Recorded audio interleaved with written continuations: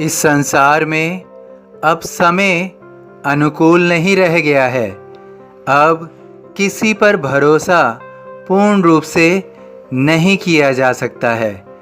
जब भी तुम किसी पर भरोसा करो तो उसके व्यक्तित्व को समझने के उपरांत ही करो। यदि उसके व्यक्तित्व को पूर्ण रूप से नहीं समझ रहे हो तो निश्चित रूप से ऐसा हो सकता है कि इस संसार के अनुसार उसकी ओर से भी कोई ना कोई घात मिल जाए।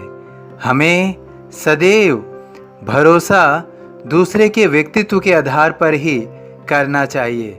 यदि उसके व्यक्तित्व में अच्छाई नहीं है तो उसके अंदर से हम अच्छाई बाहर नहीं निकाल सकते हैं। आज के समय में नित्य नैतिकता का पतन हो रहा है।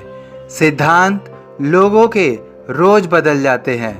कोई भी अपने शब्दों पर अडिग नहीं रहता है। अपने शब्दों की अहमियत को अब लोग नहीं समझते हैं। तुम्हें केवल स्वयं को अहमियत देनी है। दूसरे के व्यक्तित्व को समझने के उपरांत ही तुम उसके ऊपर पूर्ण रूप से भरोसा करो। और वास्तव में आज के समय में पूर्ण रूप से विश्वास अर्थात अंधविश्वास जो कि नहीं होना चाहिए। हम किसी पर विश्वास करें यह अवश्य है, क्योंकि हम एक समाज में रहते हैं। बिना भरोसा किए हुए हम आगे नहीं बढ़ सकते हैं। परंतु हमें सदैव यह स्मरण रखना होगा कि अगर हम अत्यधिक भरोसा करते हैं या अत्यधिक विश्वास करते हैं तो निश्चित रूप से वो विश्वास घात में बदल सकता है और समक्ष के व्यक्ति को वास्तव में उसका कोई प्रभाव नहीं होता है कि दूसरे को उस घात से कितना कष्ट हो रहा है। आज के समय में लोग छोटे से लाभ के लिए दूसरे को हानि पहुंचाने की हर समय चेष्टा करते रहते हैं। तुम्हें सदैव स्वयं को सुरक्षित रखने की चेष्टा करनी चाहिए।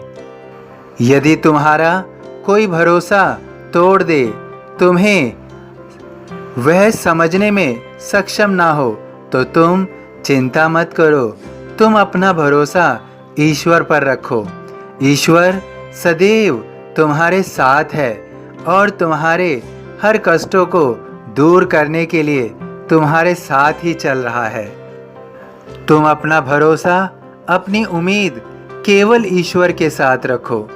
जब तुम ईश्वर के प्रति अपना भरोसा और अपनी उम्मीद को कायम रखोगे तो ईश्वर तुम्हारे भरोसे को, तुम्हारी उम्मीद को कभी भी टूटने नहीं देगा।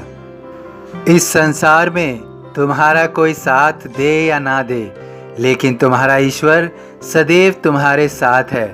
तुम्हें तुम्हारी खुशियाँ ईश्वर से ही प्राप्त होंगी और वह तुम्हें कभी भी अकेला नहीं छोड़ेगा। तुम्हारी हर मुश्किलों को वह सदैव दूर करेगा। तुम जीवन में जिन इच्छाओं की कामना करते हो, जिस भरोसे के लिए तुम दूसरों को देखते हो, वह सब तुम्हारा ईश्वर ही तुम्हें पूर्ण करके देगा। तुम अगर अपने ईश्वर से प्रार्थना भी नहीं करते हो तो भी तुम्हारा ईश्वर तुम्हें देख रहा है, तुम्हारी पीड़ाओं को देख रहा है, उस दर्द को समझ रहा है। तो निश्चित रूप से वह तुम्हें उन पीड़ाओं में रहने नहीं देगा। उन पीड़ाओं से तुम्हें बाहर निकालेगा और तुम्हारे जीवन को खुशहाल कर देगा। तुम्हारा ईश्वर ही तुम्हें सब कुछ अर्पित करने के लिए तैयार है। तुम केवल अपने प्रेम भक्ति के भाव को ईश्वर के लिए मन में बनाए रखो। तुम्हारे सभी लक्ष्य तुम्हें मिलेंगे, तुम्हारी खुशियाँ तुम्हें मिलेंगी। जीवन तुम्हारा किसी भी चीज़ से वंचित नहीं रहेगा। हर खुशियाँ तुम्हारे आंगन में होंगी। खुशियाँ तुम्हारे आंगन में आ रही हैं। मन में रखना दृढ़ विश्वास, करे समाधि पूरी आस। सभी साईं भक्तों से अनुरोध है कि कमेंट बॉक्स में ओम साई राम या अपनी कोई प्रार्थना लिखिए। यदि वीडियो पसंद आया हो तो वीडियो को लाइक ज़रूर कीजिए, अन्य साईं भक्तों में शेयर ज़रूर कीजिए।